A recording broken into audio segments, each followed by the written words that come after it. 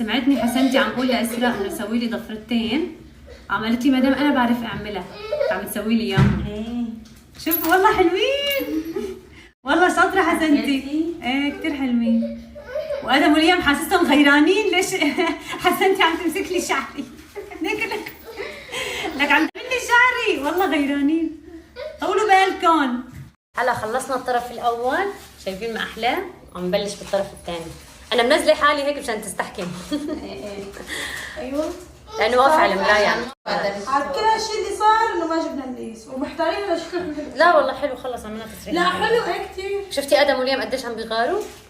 عم يدفشوا ايه، عم يدفشوا ويدفشوني انه ما تمسكي شعرات امي. بس سريعه. ايه ما شاء الله عليها. ما تمسكي شعر لامي. ايه حسنتي شو حتعملي؟ احلى شيء بتقول لها لاسراء لحسنتي، شو حسنتي شو حتعملي لي انت موديل ثاني؟ فتحنا صالون وحسنتي هي عم تعمل لنا شعر.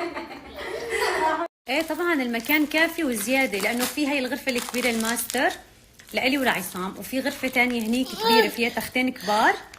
عم بينام اسراء جنبها ماريتا وعمار جنبه اليكس، تمام؟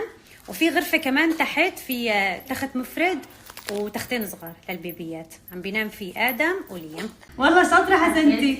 ايه كثير حلوين. وادم وليام حاسسهم غيرانين ليش حسنتي عم تمسك لي شعري.